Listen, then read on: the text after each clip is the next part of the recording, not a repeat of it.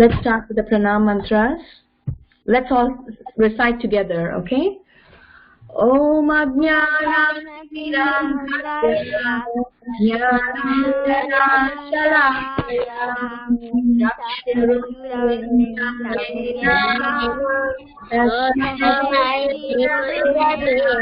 Tasmai Namo Vishnupadaya Krishna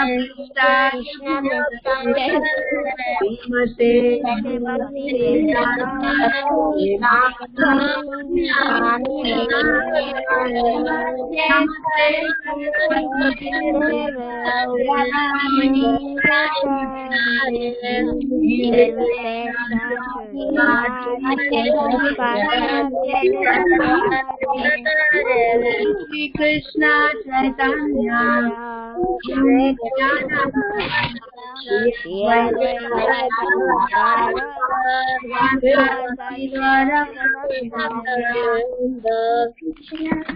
Let's do Hare Krishna 15 times as usual. Please recite along with me. Hare Krishna, Hare Krishna, Krishna Hare Hare, Hare Rama, Rama Rama, Hare Krishna,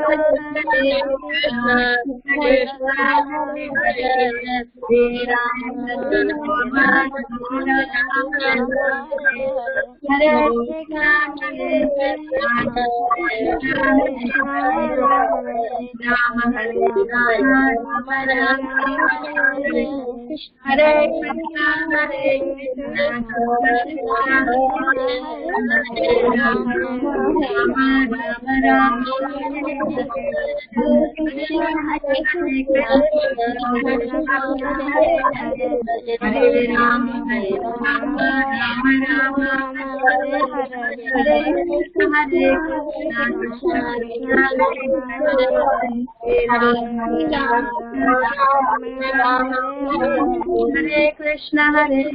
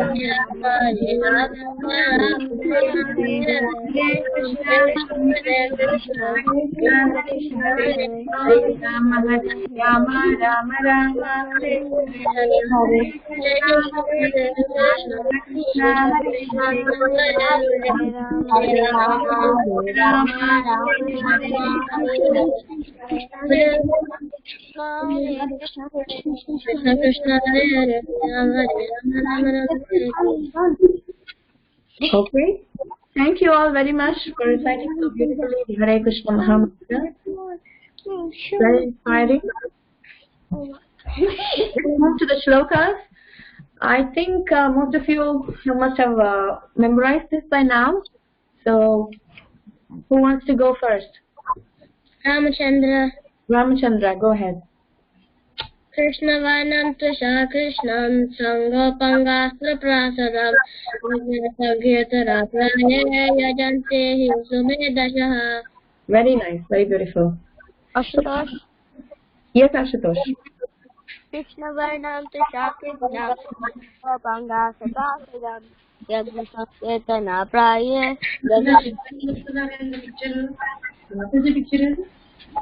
Okay, thank you. Very nice. Who wants to recite this?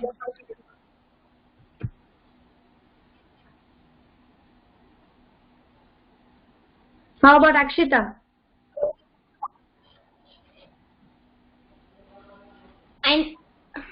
Mataji, I never memorized it. Okay, but you want to read? Okay, but I cannot see anything. Oh! I'm sorry, I did not share the slide. Okay.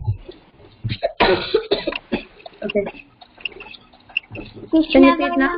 Krishnam Sangopangasapasaram Yajna Sankirtana Praye Yajanti Sumedasa. Thank you. Can I do it? Krishna, go ahead.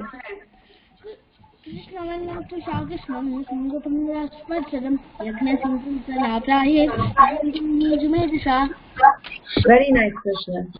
So, yeah, Chinmay, after Shreyas. Shreyas, you can go next. Krishnavarnam Tusha Krishnam Sangopanga Saparsadam Yajna Sankirtana Prayer Yajanti Hi Sumedasha. Very nice. Thank you. Chinmay, you can recite now. Thank you. Krishnavarnam Trisha Krishnam Sangopangasapasaram Yajna Sankirtana Praye Yajanti Sumedasha. Very nice. Very beautiful. Who wants to recite next? Janvi. Janvi, go ahead. Krishnavarnam Tusha Krishnam Sangopanga Saprasadam Yajna Sankirtana Praye Yajanti Sumedasha. Okay, thank you. Very nice. Who wants to recite next? Mataji, Who's it? this is Ramachandra. Can I say the other one? Yeah, we'll first finish with this. Is there anyone else who wants to try reciting the shloka? Mataji, can I read? Who's this? Avyukta. Avyukta, go ahead. Krishnavarnam Tusha Krishnam Sangopangasya Parsadam Yagni Sankirtana Praye Yajanti Hi Sumedasha. Very nice, Avyukta. Thank you so much. So, is there anyone else who wants to recite? Just happy here. Abhiram. Who's that? Abhiram. Yes, go ahead. Krishnavarnam Tusha Krishnam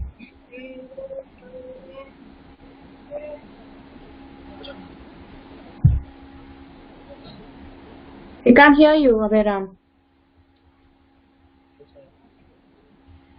Yajna Sankirtana Praye Yajanti Sumedasha. Very nice. Thank you so much. Okay. Is there anyone else who wants to recite? Okay, so I'm going to read the translation. Please repeat after me. In the age of Kali, In the age of Kali, intelligent persons Intelligent persons perform congregational chanting perform congregational chanting to worship to worship the incarnation of Godhead the incarnation of Godhead, who constantly sings constantly sings the names of Krishna. the name of Krishna. Although his complexion Although his complexion is not blackish, is not blackish, he is Krishna himself. Krishna himself. He is accompanied by his associates, servants, weapons, servants, weapons, and confidential companions. Okay, so let's move on to the next shloka. Hare Krishna, Mataji. Can I say? Ramachandra, I heard Ramachandra first, so let Ramachandra do. Mataji, can you take the screen out? Are you able to see the screen or not? Yeah. Okay. Yeah, so Ramachandra, you can go ahead and recite the shloka. Next one.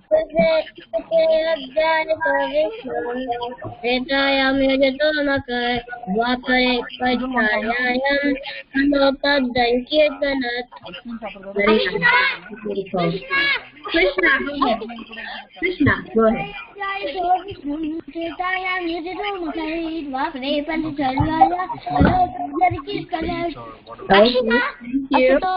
Ashutosh, go ahead.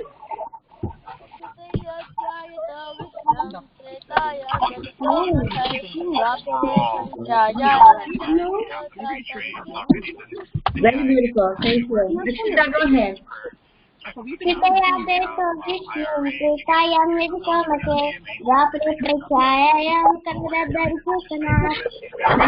Very nice.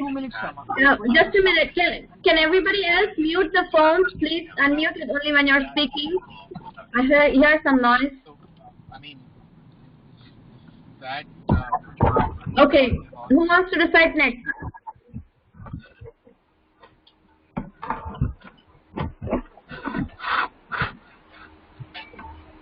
Chinmay, you want to go ahead? Yeah. Kriteyajayato Vishnum Tretayam Yajito Makai Dvapare Paricharyayam Kalautas Harikirtana. Very nice. Thank you. Who else? Janvi. Shreyas. Okay, Janvi first. Kriteyajayato Vishnum Tretayam Yajito Makai Dvapare Paricharyayam Kalautas Harikirtana. Thank you, Janvi. Very nice. Yes, Shreyas, you can go now. Kriteyajayato Vishnum Tretayam Yajito Makai Dvapare Paricharyayam Kalau Tadarikirtanat. Thank you. Very nice. Who else wants to recite?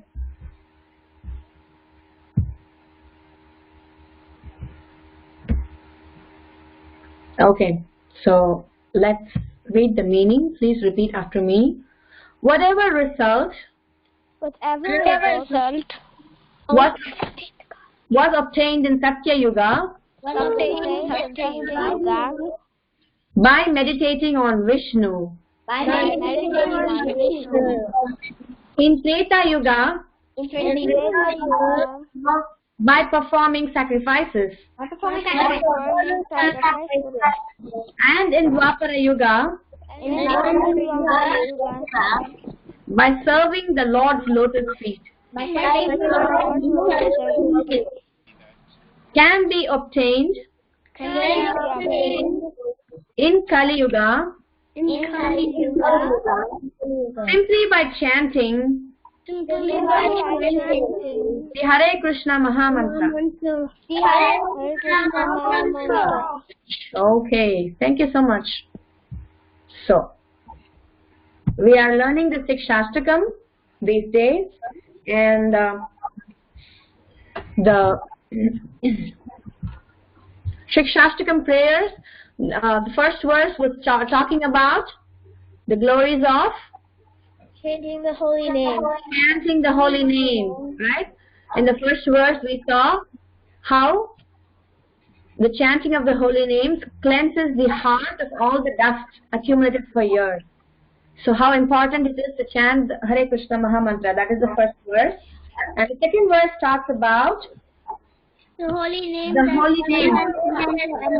Energy. Yeah. So each of these names have transcendental energy. So they are not just any other sound. If you keep chanting water, water, water, it's not going to have any effect. If you chant Krishna and Rama, it's going to add so much of devotional credits. And it's going to vanquish so much of your sins, bad karma. Okay? Now, I just wanted to add this point from last class. We had this question about bad karma. Chanting of the Hare Krishna Maha Mantra, it erases your bad karma. But we should not commit more and more offenses. We should not add more and more bad karma or do bad deeds. Just because you can say that, okay, I'll do all these bad activities because the chanting of the Hare Krishna is going to remove all my bad sins. So I'll do something bad and I'll chant Hare Krishna. No, that is not right. That is an offense. offense to the holy name. Okay, so that was one thing that I wanted to add. But you know that Hare Krishna Mahamantra is so potent, is so powerful. It has so many transcendental energies that it can vanquish your previous sin, bad karma, and also it can cleanse your heart from all the materialistic desires, all the dust accumulated from many years. Okay, and then verse 3 talks about how humble we should be in front of Krishna, in front of devotees. How humility is so important, because our attitude plays a very important role in our spiritual life. So if we're not feeling humble and if we are just doing everything hypocritically, then it's not going to help us. You know what hypocrisy is, right? We saw in the description of Kali Yuga, in this age of hypocrisy and quarrel. Do you remember the meaning of the word hypocrisy? Who wants to explain the meaning of the word hypocrisy? Okay, so hypocrisy is being something inside and being something outside. So inside, you are actually having so much of dirt, but outside you're acting as though you're very pure or you are very devoted. Inside you have bad intentions, but outside you show good intentions and just act in front of others. Or inside, in your devotional life, you may not be doing very good sadhana, but to others you are posing as though you're doing very good sadhana. It's not going to help our spiritual progress to be hypocritic. Okay, so in this verse, that's why the humility is given so much of importance, that we have to be genuine. The opposite of hypocrisy is being genuine. Genuine is when you are really what you are inside, that's what you are outside. That is what is being genuine. Okay, you understand what it means by being something inside and being something outside, right? In your mind, you are thinking something else, but you are posing something else to other people. You are just giving a good, you're just showing your good face to others, but inside you may be having other intentions. So this is what is hypocrisy. We should not be hypocritic. We should be very humble, and we should accept that yes, I have no qualification, I have no devotion. I'm just trying to do whatever best I can. I'm feeling very very, very low in front of you. That's what is humility. Because we saw, sometime back we saw a topic of respect, right? So in Chaitanya Mercy of Lord Chaitanya course, we saw this topic of respect, no? So respect is when you become humble in front of someone and when you give respect to others. That's what is respect. So humility, respect, all these things go together. Okay, then verse 4 we saw that how our mood should be when we are chanting the Hare Krishna Mahamantra and when we are doing devotion to Krishna, what our mood should be. That I do not desire for anything else, the name, fame, money, or any other desire I don't have. I don't want to have. Everybody have desires, but we can't deny it. But we should try to overcome it, and we should only try to desire for pure devotional service. We should always try to ask Krishna that please give me devotion. Should we ask Krishna please give me money? No. No. Should we ask Krishna please give me name and fame? No. Should we ask Krishna to give very good marks in your exam? Yes. Yeah, but the best thing to ask is what? Devotional service, birth after birth. Okay, like how Sudama, he went to ask for wealth to Krishna, but when he went there, he was feeling so bad. He was feeling so shy to ask him, because Krishna is the reservoir of all good qualities, and he is the supreme God. So he felt very petty to ask for something. You know, he felt that wealth was something very small to ask from Krishna. So he felt very shy to ask. But Krishna gave what he deserved without even asking. If we ask Krishna, give me this, he will only give us that. But if we don't ask Krishna, give me this and that, if we only ask for his devotion, then he will give us what we deserve. And what we deserve might be much more than what we can think of to ask. Did you get what I'm saying? Yes. What we might think of might be very small when compared to what we actually deserve to get from Krishna. So If we ask for small things, He's only going to give us those small things. But if we ask for devotion, He will give us very high things that we actually deserve. Okay? So now we move on to verse 5. Verse for today. Hare Krishna Mataji. Yes? I have a question. Yes. What if you're chanting and someone else is like holding the bead, but you're chanting? Will that chanting still be like counted for you, or will that be to the other person because he's the one who's holding the bead? But I don't understand why you have to do that. One thing is, of course, when you are chanting the Hare Krishna Mahamantra, it comes into your rounds of chanting, because when you chant aloud, you're engaging your mouth and you're engaging your ears and hearing it. When you do both, that means it is your chanting. But the reason why we use the beads is it helps you get fixed or concentrate on what you're chanting. If we just like that chant, we might not really think, or we might not really pay attention to what we are chanting. So that's the reason why we use the beads. So just moving the beads is not the it's not the count for chanting one round. The count is how many times you say the Hare Krishna Mahamantra. That's what matters. But of course, moving the beads is also important. But when you chant, it counts into your rounds. But just by moving the beads, it doesn't count into anybody's rounds. They have to chant. Do you understand what I'm saying? Yeah, but what if they're driving and you have to hold the bead? So will that round of everyone chanting go to everyone, or to just that person because that's on their bead? So the basic thing is you have to chant. When you chant, it counts as your round. So whoever chants, either softly or loudly, then it counts as their round. But when you are driving, it so happens that your concentration is split between two things. So which means that you might not be able to concentrate on Krishna so much. But you can still chant. And it will definitely add to your devotional credits, but you can't count it as your daily sadhana or daily round. Because when you invite Krishna, when you're chanting, you're inviting Krishna to come and dance on your tongue. And when you're inviting Krishna and you're concentrating on something else, it's not the best thing to do.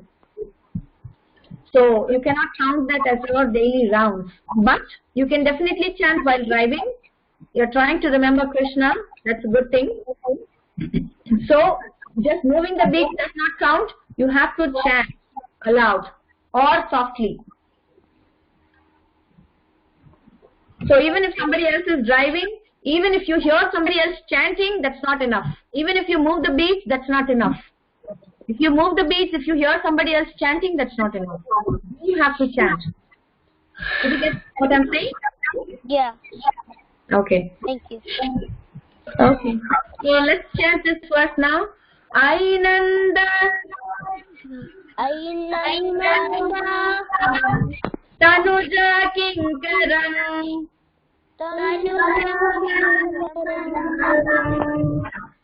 Patitamam Vishame Bhavambudau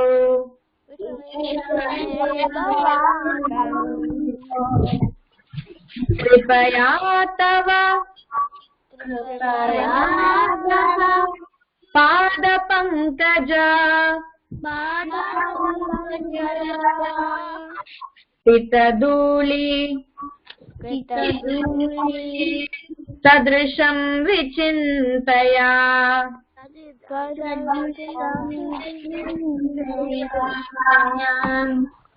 Ainanda Tanuja Kinkaram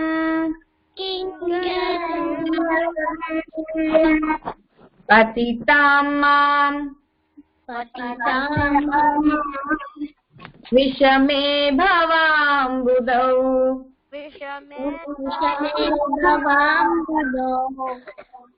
कृपया तव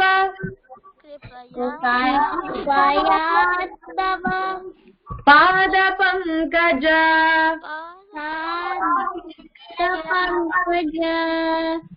स्थितधूलि सदृशं विचिन्तया.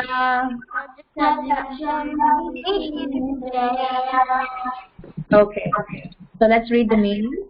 O son of Maharaja Nanda, Krishna, I am your eternal servitor. Yet somehow or other I have fallen into the ocean of birth and death. Please pick me up from this ocean of death and place me as one of the atoms at your lotus feet. Okay, so this is one of the prayers from the Shastakam that we are giving to Krishna. It says, we are telling Krishna that I am your eternal servitor.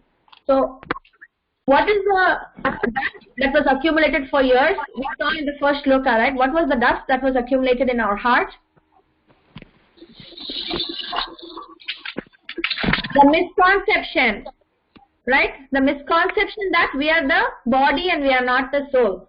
But when that dust gets cleared off by chanting the holy names, we understand that we are the soul and we are not the body. And after that, to understand our identity further, when we chant, we understand that we are the eternal servitor or eternal servant of Krishna. So that's what it says in this verse. I am your eternal servitor. So now we have come to the stage of realizing this. And then, yet somehow or other, I have fallen into the ocean of birth and death. So you all agree that this material world is an ocean of birth and death, right? We are all moving through millions of birth cycles. So, what is the point of just taking birth again and again? We have to get out of this cycle. Otherwise, we will be again taking birth and suffering in this material world and going through birth, death, old age and disease. We don't want to keep doing this, right? Endless cycle. So, we are praying to Krishna that I am actually your eternal servant. I have fallen into the ocean of birth and death somehow because of my false identity, because of my ego. Now we are asking Krishna, please pick me up from this ocean of death and place me as one of the atoms at your lotus feet. We just want to serve Krishna and always bow down at his feet. So see, we are so small. What is the difference between Jivatma and Paramatma? What is the difference between us and Krishna?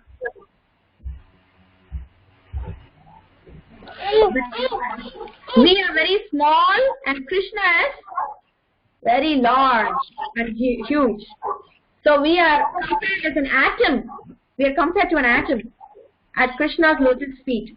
So that's how small a Jivatma is when compared to Paramatma. The quantity is so small. Okay? That's the difference. Quality is one. We are one with Krishna in quality, but we are quantitatively very less. We are just an atom at his lotus feet. Okay? So that's why we are saying that we are becoming humble again. This is a sign of humility, right? When we say, please pick me up from this ocean of death and place me as one of the atoms at your lotus feet. Isn't it a sign of humility? Yeah. Yeah.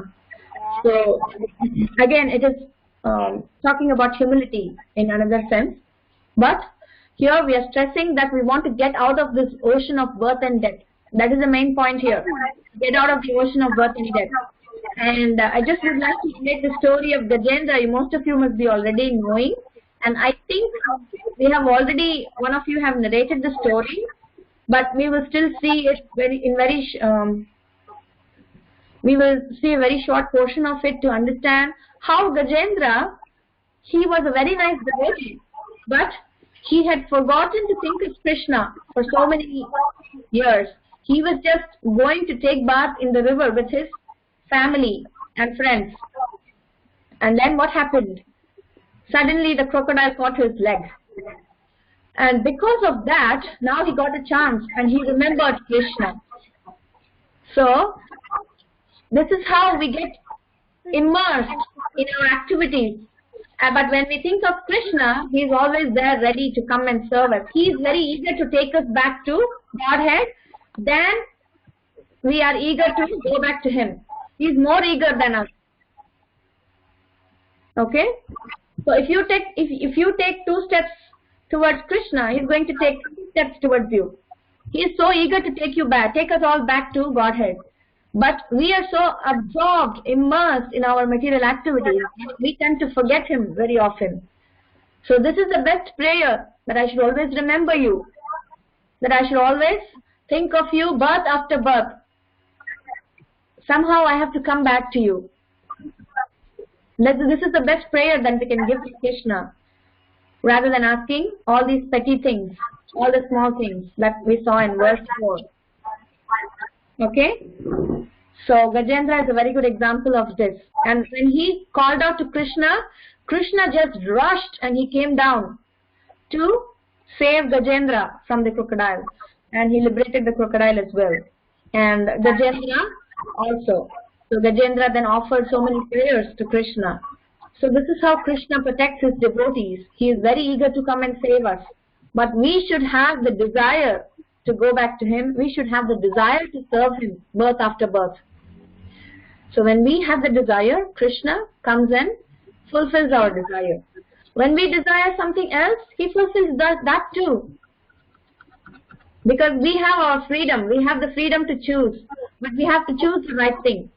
That's when good things will happen to us. Otherwise, everything is going to be temporary. Everything will end with this lifetime. You don't want to end your credits with this lifetime. You want to carry forward to the next lifetime. Or if possible, go back home this lifetime itself. That is the best thing. Right? Okay.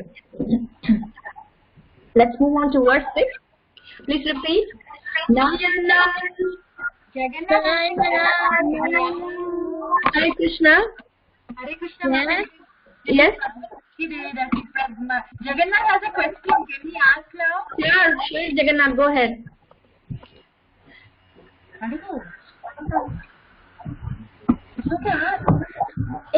My mind every time thinks about something else when I'm chanting. I'm trying to not think about it, but it's still coming in my mind. What should I do? Very nice question, Jagannath. Thank you very much. So, this happens to many of us. It's so difficult in the beginning to concentrate our mind on Krishna all the time. But eventually, when you practice without leaving, without giving up, when you keep on chanting, then what happens is, over a period of time, you start to understand and you get more concentration and more desire in connection with Krishna.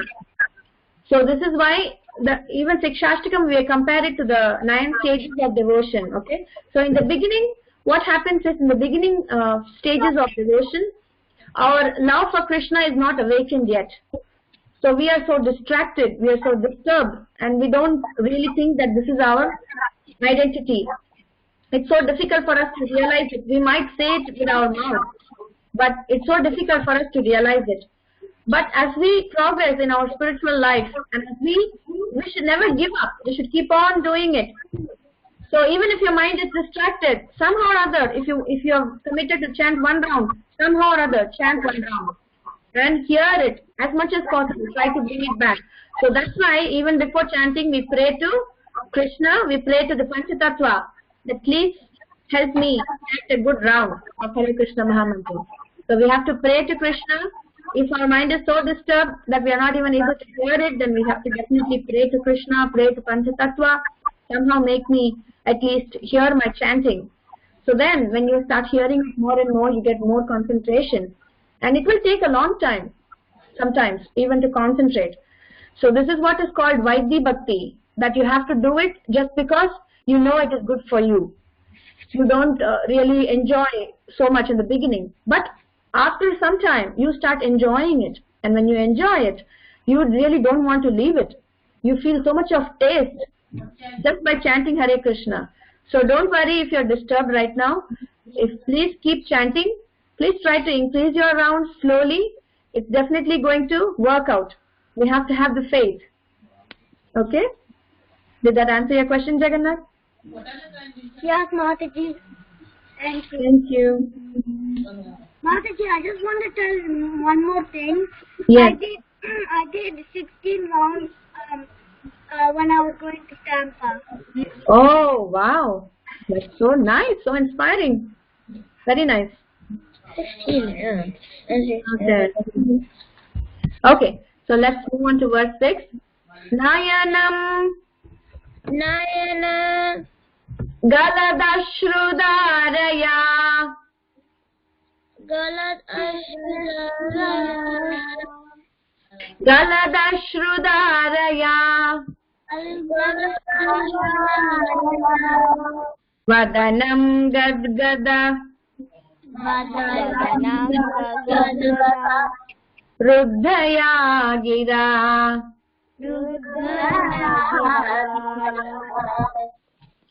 Pulakairnichitam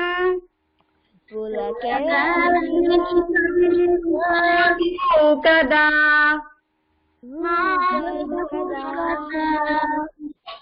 Tavanama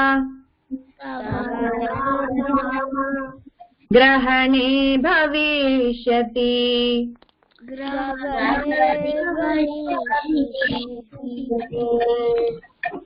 Okay, so this verse, it means, oh my Lord, when will my eyes be decorated with tears of love, flowing constantly when I chant your holy names? When will my voice choke up, and when will the hairs of my body stand on end at the recitation of your name? This is in continuation of the question that Jagannath asked. That this is the higher stage. This is the Radhanuga Bhakti. So there are two types of Bhakti. Vaidhi Bhakti and Radhanuga Bhakti. Okay, these are the two types. So Vaidhi Bhakti is, you really don't have so much of love, overflowing love for Krishna. You really don't feel so much of ecstasy. Ecstasy is feelings of extreme love. Okay, so you don't feel all these things in the beginning. You just know that, yes, chanting is good for me. It's going to cleanse my heart. It's going to help me progress in my spiritual life. And you know what are all the rules and regulations. You follow the rules and regulations. This is called Vaidhi Bhakti. And when you come to Radhanuga Bhakti, nobody forces you to do. You are automatically doing things because you feel so much of bliss and you feel so much of love for Krishna. So you're doing it out of love. Nobody is pushing you to do it. This is the stage of Raganuga Bhakti. These are the symptoms that one will experience when they come to that stage of Bhakti. That their eyes will be decorated with tears of love, and then voice will get choked up, and the hairs of the body will stand on the end. Now we cannot imitate all these things. Okay, it has to happen automatically. We cannot imitate. We just have to follow the instructions, and one day we will be able to experience all these things. Okay, so this is the higher stage of Bhakti, which we should aim for. So we are not yet there, but we are praying to Krishna that one day I should reach there. That's when our pure love will be awakened. Okay, so we'll just quickly move on to the revision of lesson 4. So what did we see in lesson 4? We talked about respect, right? Lesson 4? Yeah, lesson 4 talked about respect, right?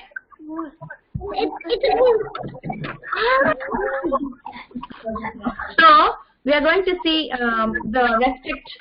First story we saw about was Lord Chaitanya. What was the story? Yes?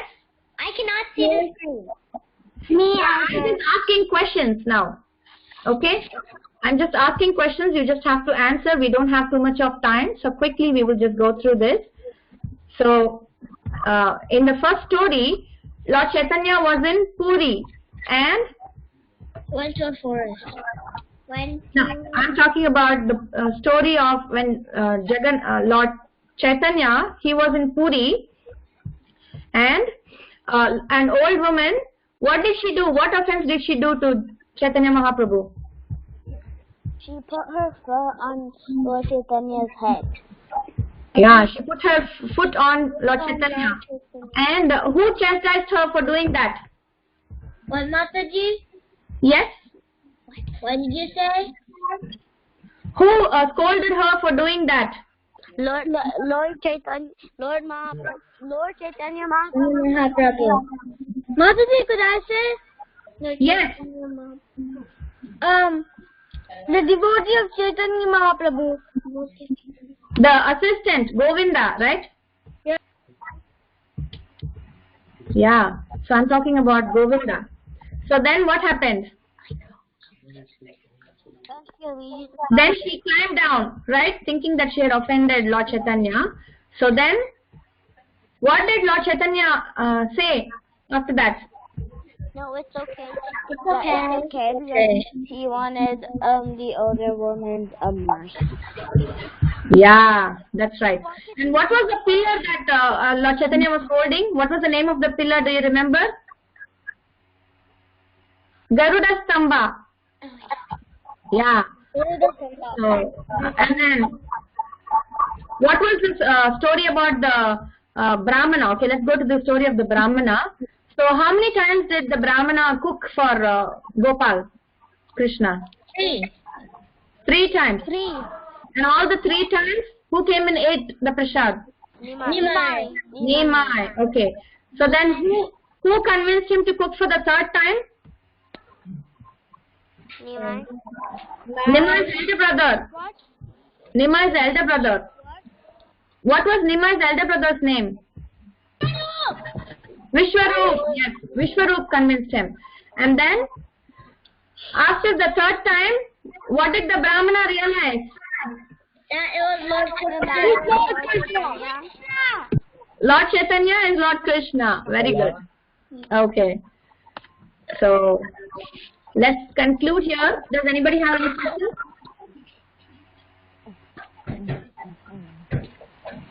Mataji, Yes? when is the test? Test will be next week. I think by Tuesday we will announce in the Govinda group. Okay? So, we will announce in the group. We'll conclude here with Vancha Kalpa. Vancha